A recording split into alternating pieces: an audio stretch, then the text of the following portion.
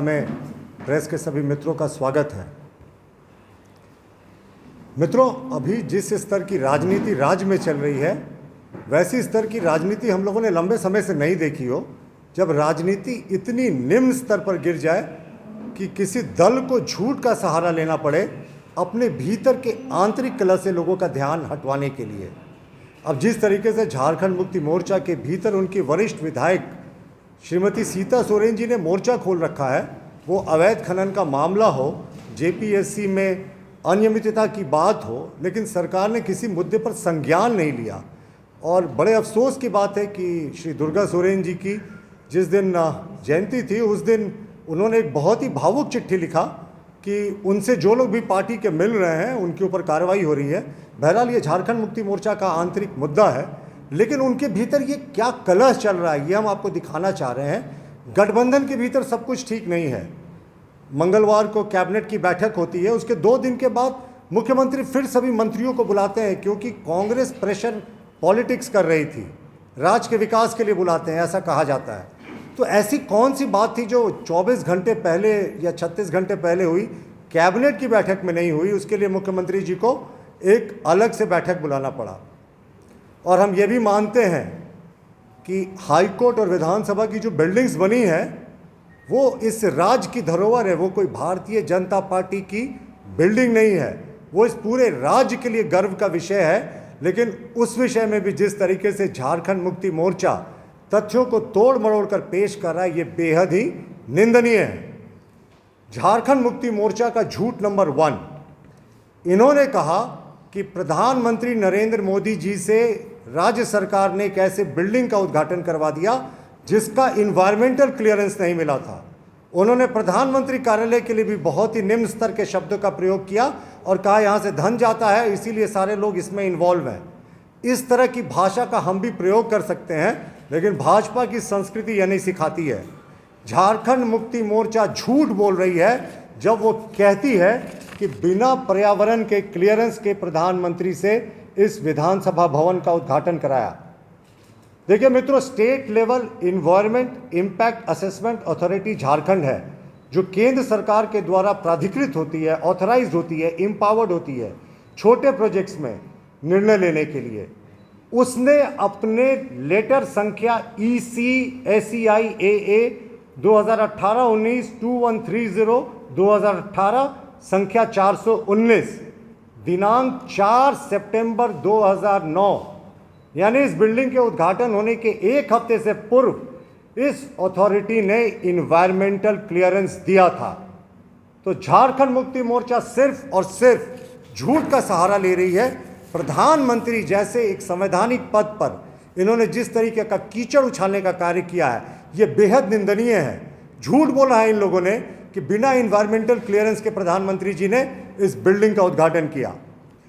दूसरा पॉइंट, इन्होंने कहा कि जितना भारतीय जनता पार्टी के तत्कालीन कैबिनेट के सदस्य थे और जो नेता थे, उनसे वसूला जाएगा एनजीटी के द्वारा जुर्माने की राशि। अब मैं आपको बताऊं कि एनजीटी में जस्टिस SP वांगड़ी और डॉक्टर सत्यवान सिंह की बेंच ने 2 सितंबर 2019 को अपने एक आदेश में, जब विधानसभा और हाईकोर्ट के भवनों की सुनवाई चल रही थी, तो उन्होंने 2 सदस्यीय कमेटी का गठन किया था जो पूरे मामले का तहकीकात करेगी, फैक्ट से अवगत होगी और उसके बाद एनजीटी को अपनी रिपोर्ट सौंपेगी। इस जजमेंट के तुरंत बाद राज्य में इलेक्शन हो गया और दिसंबर में नई सरकार ने शपथ ले ली। नई सरकार ने नेशनल ग्रीन्स ट्रिब्यूनल के सामने इन तथ्यों को ठीक से नहीं रखा। उसने ये नहीं बताया कि पोस्ट फैक्टो अप्रूवल का भी प्रोविज़न है। उन्होंने ये भी नहीं एनजीटी की कमेटी के सामने बताया कि इन्वायरमेंटल क्लियरेंस प्रधानमंत्री जी की यात्रा के पहले मिल चुका था। तो सिर्फ और सिर्फ एनजीटी के सामने तथ्यों को ठीक नहीं रखने से फाइन लगने की खबरें आ रही हैं। अभी तक एनजीटी के ऑफिशियल वेबसाइट पर जजमेंट अपलोडेड नहीं है, लेकिन झारखंड मुक्ति मोर्चा इतनी हड़बड़ी में है कि वो बिना जजमेंट आए इस जजमेंट पर पॉलिटिकल बयानबाजी कर रही है, जो कि अच्छी राजनीति का सूचक नहीं है। और ये आदेश फाइनल आदेश नहीं होता है। एनजीटी के सेक्शन 22 के अंतर्गत ऐसे आदेशों को आप सर्वोच्च न्यायालय में चुनौती दे सकते हैं, लेकिन जिस तरीके का वातावरण क्रिएट किया जा रहा है जिस तरीके का पूरा माहौल बनाया जा रहा है, हम इसे अच्छी राजनीति का सूचक नहीं मानते हैं। झारखंड मुक्ति मोर्चा के वर्तमान कैबिनेट के जितने मंत्री हैं, इनसे जो फाइन है इनसे वसूलना चाहिए, क्योंकि इन्होंने नेशनल ग्रीन ट्रिब्यूनल के सामने सरकार के पक्ष को ठीक से नहीं रखा। और ये जो मैंने आपको बताया, ये कमेटी बनी थी, उसके बाद चुनाव आया था और राज्य सरकार झारखंड मुक्ति मोर्चा के गठबंधन वाली सरकार बनी थी। तो सिर्फ इनके द्वारा एनजीटी में सरकार के पक्ष को ठीक से नहीं रखने के कारण, एनजीटी के द्वारा अपॉइंटेड कमेटी के सामने सारे तथ्यों को ठीक से नहीं रखने के कारण ये फाइन हुआ, और ये फाइन मौजूदा कैबिनेट के सारे सदस्यों से वसूलना चाहिए। धन्यवाद। कोई प्रश्न? झारखंड मुक्ति मोर्चा की ये पत्र गलत है। प्रधानमंत्री के कार्यालय पर इन्होंने जो भी आपत्ति की, जो भी आरोप लगाया, ऐसा कभी नहीं होता। आप तथ्यों को सप्रेस कर रहे हैं। आप कह रहे हैं कि प्रधानमंत्री जी बिना इन्वायरमेंटल क्लियरेंस के आ जाते हैं और वो उद्घाटन करके चले जाते हैं। ये किस निम्न स्तर की राजनीति की ओर हम जा रहे हैं कि जबकि एक हफ्ता से पहले ही वहां इन्वायरमेंटल क्लियरेंस मिल चुका था सरकार को।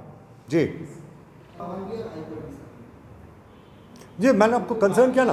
देखिए एनजीटी के ऑफिशियल वेबसाइट पर अभी तक पूरा जजमेंट अपलोडेड नहीं है, लेकिन जो अभी खबरें आ रही हैं मीडिया में, उसी के आधार पर झारखंड मुक्ति मोर्चा के नेता टिप्पणी कर रहे हैं। और प्रधानमंत्री के ऊपर उन्होंने जो प्रश्न उठाया वो बहुत ही निंदनीय है कि वो बिना क्लियरेंस के आ गए।